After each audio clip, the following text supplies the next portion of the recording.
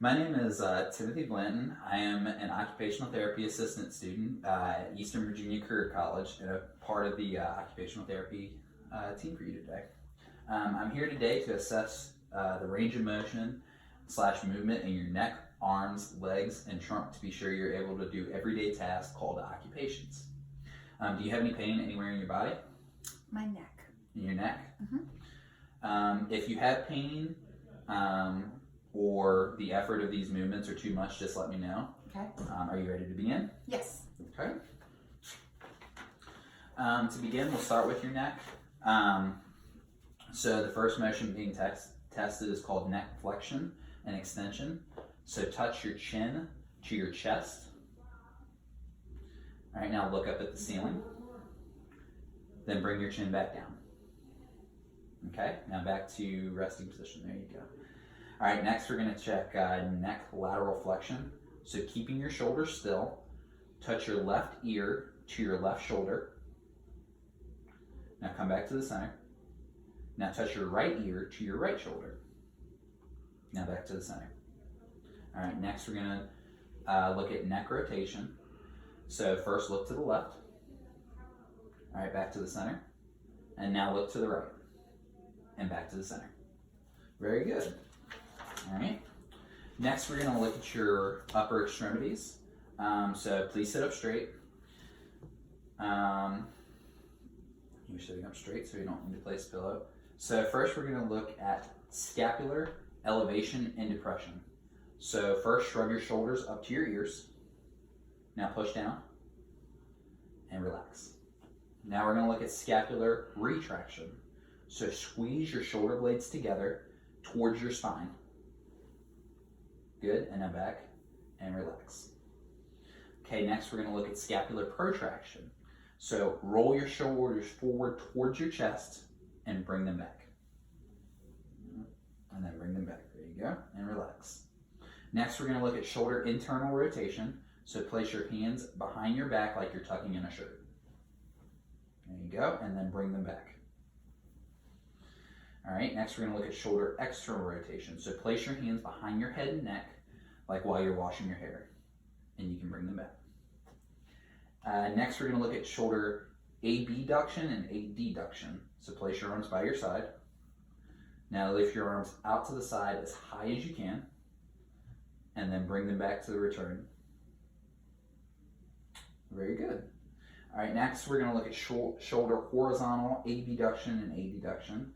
So cross your arms across your chest by touching the opposite shoulder as if giving yourself a hug. Very well, very good. Now you can go back to the center. Next, we're going to look at elbow flexion and extension. So place your arms at your side. Bend your elbows up, and now straighten them. Very good. Next, we're going to look at forearm supination and pronation. So you have your elbows bent and tuck your elbows at your side. At a 90-degree angle. There you go, and that L shape. So keeping your elbows bent, turn your palms up toward the ceiling, and then turn your palms down towards the floor. And then back to your original position. Very good. All right, so the next thing I'm going to use a pillow for you and put it in your lap. If you can put your arms over it with your wrist or with your fingers hanging off the side. So first, bend your wrist back, and your fingers are going to be pointing towards the ceiling. So bend the wrist back, and then bring them back down. Very good. So keeping your arms on the pillow and right there, we're going to keep your palms down and keep your shoulders and forearms still while you move your wrists to the left and to the right, like a windshield. There you go. And back to the center. And that's called wrist radial and ulnar deviation. So now we're going to do what's called digit flexion and extension. So rest your arm on the pillow, and with your hand, make a fist, and then straighten your fingers out. Very good. Next, we're going to look at digit abduction and adduction. So spread your fingers apart, and then bring them back together. Very good. All right, next we're going to look at thumb abduction and adduction.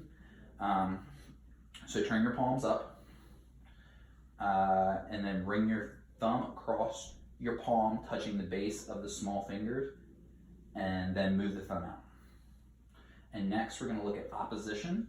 So touch your thumb to your index finger, the end of it, the thumb to your middle finger then, and then ring finger, and then small to your pinky finger. Very good. Now you go back to normal size. Okay. Next, here I can take a pillow now. Next I will assess the movement in your legs and your feet. Okay. So please sit up tall like you're doing. Alright, first we're going to look at hip flexion. So using both legs, march in place. Bring your knees up as high as you can. Very good, you can stop. Next we're going to look at hip AB and adduction. So place your knees together and then spread your legs apart and then bring your legs back together, knees together. Very good. Next we're going to look at knee flexion and extension. Now with only one foot, so kick your foot out in front of you and then bend your knee back under the chair as far as you can. Good, now you can go back to center and do the same with the other leg. So out and then back in under the chair. Good job, and back to it. All right, next we're gonna look at ankle dorsiflexion and plantar flexion. So with one foot, keeping the heel on the floor, point your toes towards the ceiling. So you can lift right there and then back to center. And then lift your heel off the floor and point your toes towards the floor. So like there you go, keep your toes on the floor. There you go. And then do the same with the other ankle. So up, and then pressing down on the floor. Make sure you're pressing down into the floor too. There you go, good job, back to center. Next we're gonna look at ankle inversion and eversion. So now with one foot, turn your foot in so that you're looking at the arch on the inside of your foot.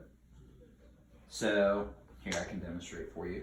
That one's a hard one. So with your foot on the ground, turn it in so you're looking at your ankle or your arch of your foot. Good. And then do the opposite, so looking out. Okay.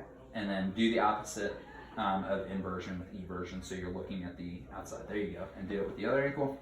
Very good. All right. Almost done. Now I'm going to place a gait belt across you for safety. Okay.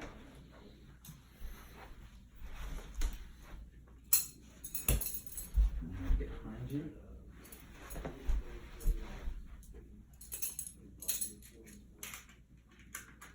Just let me know if it feels too tight or anything like that. Okay.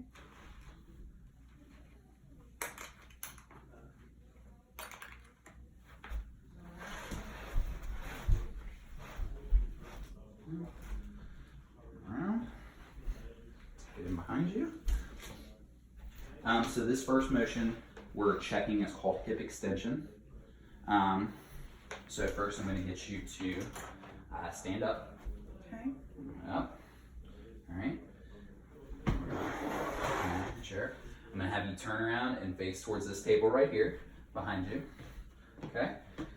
So hold on to the table with your hands.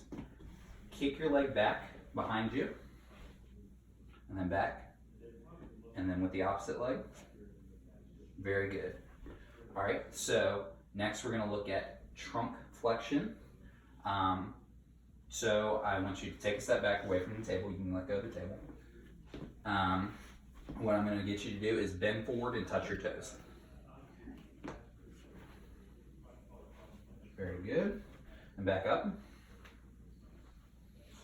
Next, we're going to look at trunk rotation. I will be spotting you from behind and placing my hands on the top of your hips.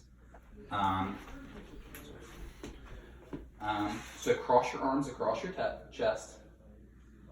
And I want you to turn to the right. And now turn to the left. And back to center. Very good. Next, we're going to look at trunk lateral flexion. I'll continue to stand behind you. I'm placing my arms at your sides now. I want you to lean to the left with your hands at your down beside you, and slide your left hand towards your knee. So start sliding to the left. There you go. Back to center. And then the opposite. Very good. Back to center. Okay, and that's it. Okay.